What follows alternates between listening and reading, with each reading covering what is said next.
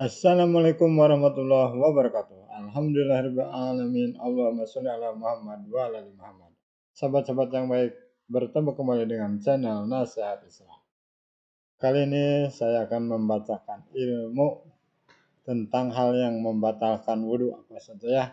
Jadi kita sebagai orang yang beriman, yang melaksanakan perintah Allah dan menjauhi larangan Allah ya.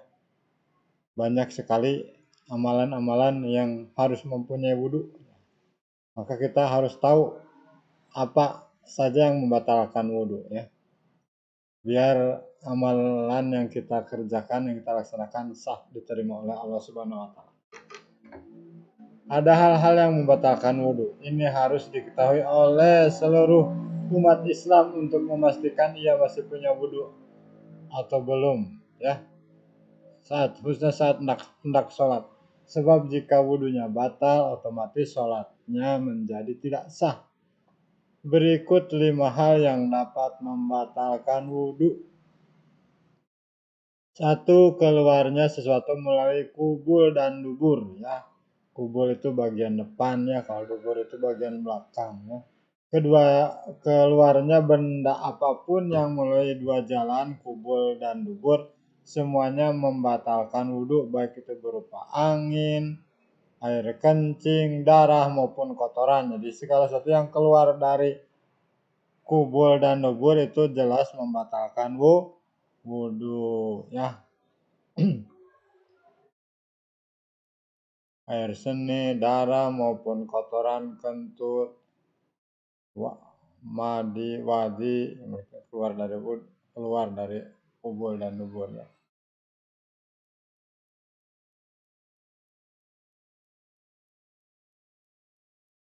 Juga berdasarkan hadis sahih. Pertama berdasarkan Al-Quran ya, atau kembali dari tempat buang air ya. Kedua berdasarkan hadis. Rasulullah Shallallahu Alaihi Wasallam bersabda, tidak diterima sholat orang yang berhadas hingga ia berwudu. Seorang laki-laki dari Hadramaut bertanya kepada Abu Hurairah yang meriwayatkan hadis ini, apa itu hadas wahai Abu Hurairah? Abu Hurairah menjawab, kentut dan buang air ya. Salah satunya ya, kentut dan buang air. Kedua yang membatalkan wudhu itu adalah tidur. Tidur bagaimana ya? Ini juga kadang ada perbedaan pendapat ya.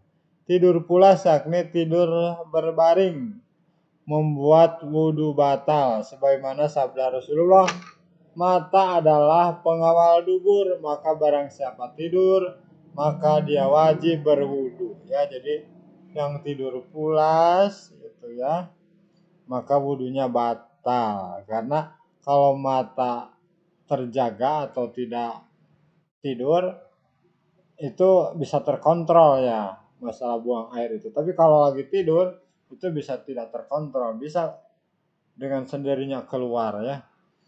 Adapun tidur dalam kondisi duduk dengan pantat menempel tempat duduk tidak membatalkan wudhunya, kecuali kalau tidurnya sambil duduk. Mungkin ada yang lagi Jumatan ya, khutbah Jumat ya, pada tertidur. Ada yang tertidur, itu tidak membatalkan wudhu karena posisinya duduk. Posisinya duduk itu kita mungkin sering merasakan buang air itu, buang angin ya, tidak bisa keluar dengan posisi duduk itu ya.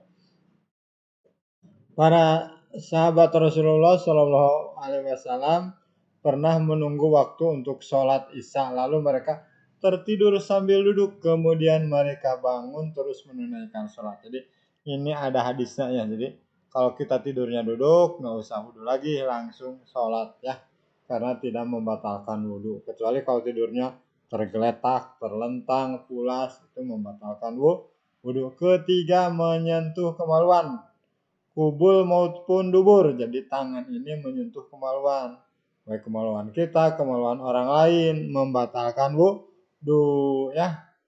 Hal ini sebagaimana sabda Rasulullah, barang siapa menyentuh kemaluannya, maka janganlah ia mengerjakan sholat hingga ia wudhu terlebih dahulu ya. Itu. Keempat, menyentuh istri atau lawan jenis non mahram ya. Dalam hal ini ada perbedaan pendapat di kalangan para ulama. Menurut mazhab Syafi'i, persentuhan kulit dengan istri dan atau lawan jenis non mahram yang halal dinikahi membatalkan wudhu ya.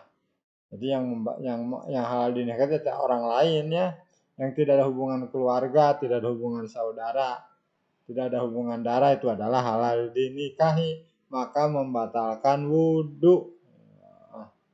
Mereka berdalil dengan firman Allah, atau kamu menyentuh perempuan. Jadi menyentuh perempuan itu kita harus wudhu lagi. Sedangkan menurut mazhab Maliki dan Hambali, persentuhan kulit itu membatalkan wudhu jika disertai syahwat.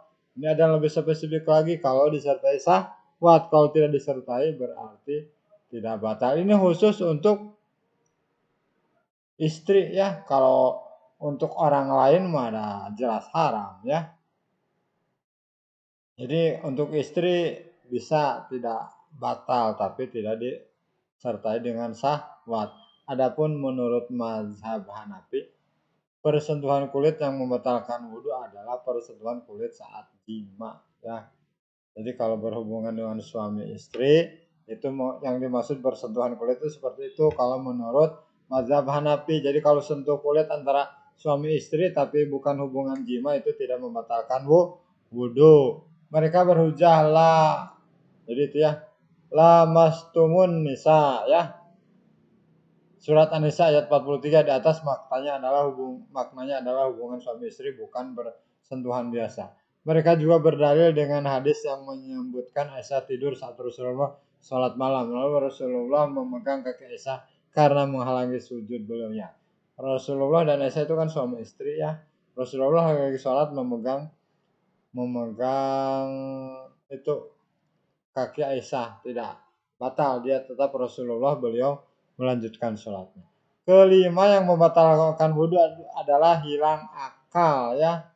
Hilang akal atau kesadaran juga membuat wudhu batal, baik karena mabuk, pingsan, gila, atau meminum obat-obatan. Hilangnya kesadaran karena minum obat-obatan ini terlebih dahsyat daripada tidur, karena para ulama sepakat ya, hilang akal ya itu adalah juga membatalkan wudhu ya. Sekian, semoga bermanfaat. Bila taufiq wal hidayah. Assalamualaikum warahmatullahi wabarakatuh.